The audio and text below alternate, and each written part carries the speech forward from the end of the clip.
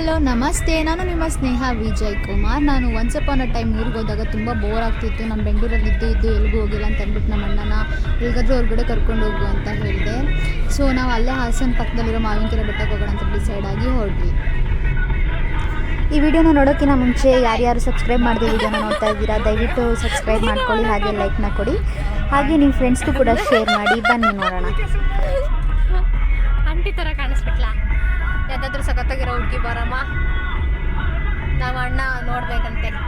ನಮ್ಮ ಅಣ್ಣನ ಕಣ್ಣು ಪಾವನ ಆಗುತ್ತೆ.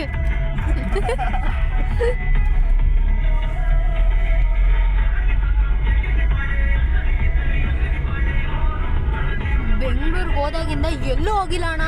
ಬಟ್ ನನಗೆ ಒಂದು ಸಿಕ್ಕಾಪಟ್ಟೆ ಸ್ವಲ್ಪ ತುಂಬ ದಿನ ಏನನ್ನಿಸ್ತು ಅಂದರೆ ನನಗೆ ಮೈಂಡ್ ರಿಫ್ರೆಶ್ಮೆಂಟ್ ಬೇಕು. ತುಂಬ ಸಿಕ್ಕಾಪಟ್ಟೆ ಡಿಪ್ರೆಸ್ ಆಗಿದ್ದೀನಿ, ನಾನು ಹೋಗಬೇಕು, ನಾನು ನೇಚರ್ಗೆ ಹೋಗಲೇಬೇಕು ಅಂತ ಸಿಕ್ಕಾಪಟ್ಟೆ ಅನ್ನಿಸ್ತಿತ್ತು ನನಗೆ. ನಾನು ಹಂಗೆ ಅನಿಸ್ತು ಅಂದರೆ ಟ್ರಿಪ್ ಹಾಕ್ಬಿಡ್ತೀನಿ ನಾನು ಹಾಕಿದ್ರೆ ನನ್ನ ಫ್ರೆಂಡ್ಸ್ ಎಲ್ಲ ಬಂದ್ಬಿಟ್ಟು. ಬಟ್ ನನ್ನ ಪರಿಸ್ಥಿತಿ, ನನ್ನ ದುಡ್ಡು ಪರಿಸ್ಥಿತಿ ಯಾವನ ನಮ್ಗೆ ಸಪೋರ್ಟೇ ಮಾಡಲಿಲ್ಲ. ನಾನು ಹೆವಿ ಟ್ರಿಪ್ ಹಾಕ್ತೀನಿ ಗೊತ್ತಾ. ನೇಚರ್ ಎಷ್ಟು ಹೀಲ್ ಮಾಡುತ್ತಲ್ವಣ್ಣ. ಕೆಲವರು ಹೇಳ್ತಾರೆ ಟ್ರಾವೆಲ್ ಮಾಡೋದ್ರಲ್ಲಿ ಏನಿದೆ ಎಕ್ಸ್ಪ್ಲೋರ್ ಮಾಡೋದ್ರಲ್ಲಿ ಅಂಥದ್ದು ಮನೆ ಒಳಗಡೆನೆ ಇದ್ರೆ ಚೆನ್ನಾಗಿರುತ್ತೆ. ಅದು ಒಂದು ಕಂಫರ್ಟ್ ಒಂದು ರೇಂಜಿಗೆ ಸೌಲ್ನ ಫ್ರೀ ಮಾಡಬೇಕು ಅಂದ್ರೆ ನೇಚರ್ ತಾನೇ. ಬಂತು ಬಿಸಿಲಿಗೆಲ್ಲ ಒಣಗೋಗ್ಬಿಟ್ಟಿದೆ. ಆ ಕಡೆ ಸೈಡ್ ಕಳಸ ಹೊರನಾಡು 1 ಅವರ್ ಬಾಯ್ ಕಳಸ ಹೊರನಾಡು 1 ಅವರ್ ಸೈಡ್ ಎಷ್ಟು ಚೆನ್ನಾಗಿದೆ ಗೊತ್ತಾ. ಅಣ್ಣ ನೀನು ಟ್ರಿಪ್ಪಿಗೆ ಹೋಗ್ತಾ ಇಲ್ಲ, ನಾನು ಕರ್ಕೊಂಡು ಹೋಗು ಪ್ಲೀಸ್. ನಂಗೆ ಅಲ್ಲಿ ಯಾರು ಟ್ರಿಪ್ಪಿಗೆ ಹೋಗೋರಿಲ್ಲ. ಎಲ್ಲರೂ ಏನಂತಾರೆ ಗೊತ್ತಾ, ನಾವು ಮನೆ ಒಳಗಡೆನೆ ಆರಾಮಾಗಿರ್ತೀವಿ, ನಮ್ಗೆ ಅದೇ ಕಂಫರ್ಟಬಲ್, ನಾವು ಇಂಟ್ರೋವರ್ಟ್ಸ್, ನಾವು ಹಂಗೆ ಇರ್ತೀವಿ ಅಂತ. ಎಲ್ಲರನ್ನೂ ಸೇರಿಸ್ಕೋ, ಫ್ರೆಂಡ್ಸ್ ಎಲ್ಲರನ್ನೂ. ಹುಡುಗರು ಇರ್ತಾರೆ, ನಮ್ಮ ಕಾಲೇಜ್ ಗ್ಯಾಂಗ್ ಹೊರಡ್ತಿತ್ತು, ಇವಾಗ ಹೋಗಿ ಬಂದು ಒಂದ್ಸಲ. ಯಾರಿದ್ರು ಅಷ್ಟೇ. ಇವಾಗ ನೀನು ನಂಗೆ ಕಂಫರ್ಟಬಲ್ ಆಗಿ ನೋಡ್ಕೊಂತೀಯ ಅಷ್ಟೇ ಸಾಕು.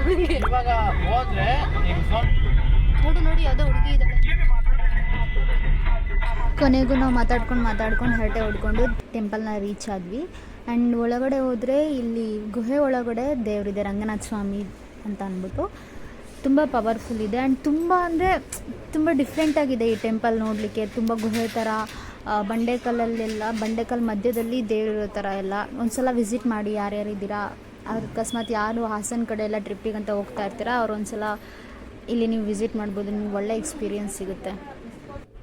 ಹಾಗೆಯೇ ನಿಮಗೆ ಒಳಗಡೆ ಆಂಜನೇಯ ಸ್ವಾಮಿ ಟೆಂಪಲ್ ಇದೆ, ಅದನ್ನು ಹಂಗೆ ನಾವು ನೋಡಿಕೊಂಡು ಜೈ ಆಂಜನೇಯ ಅಂತ ಹೇಳ್ಕೊಂಡು ಟೆಂಪಲಿಂದ ಹೊರಗಡೆ ಬಂದ್ವಿ ವ್ಯೂನ ನೋಡೋದಕ್ಕಂತ.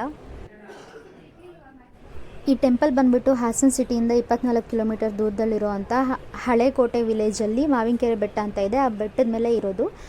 ಇದ್ರದ್ದು ಸ್ವಲ್ಪ ಹಿಸ್ಟ್ರಿನ ನೋಡೋದಾದರೆ, ಶ್ರೀ ರಾಮಾನುಜಾಚಾರ್ಯರು ಇಲ್ಲಿಗೆ ರೆಸ್ಟ್ ಮಾಡಬೇಕು ಅಂತ ಬಂದಾಗ ನಮ್ಮ ರಂಗನಾಥ ಸ್ವಾಮಿಯವರು ಅವ್ರಿಗೆ ದರ್ಶನ ಕೊಟ್ಟಿರ್ತಾರೆ. ಆವಾಗ ರಾಮಾನುಜಾಚಾರ್ಯರು ಅವರ ಭಕ್ತಿಗೀತೆಗಳಿಂದ ದೇವ್ರನ್ನ ತೃಪ್ತಿ ಮಾಡಿರ್ತಾರೆ. ಸೊ ಆ ಥರ ಪ್ರತೀತಿ ಇದೆ. ಹಾಗೆ ಹಿಸ್ಟ್ರಿನ ನೋಡೋದಾದರೆ, ಈ ಪ್ಲೇಸ್ ಬಂದ್ಬಿಟ್ಟು ಪಾಳ್ಯಗಾರು ಲಕ್ಷ್ಮಣ ನಾಯಕ್ ಅಂತ ಇರ್ತಾರೆ, ಅವ್ರ ಪ್ಲೇಸ್ ಆಗಿರುತ್ತೆ.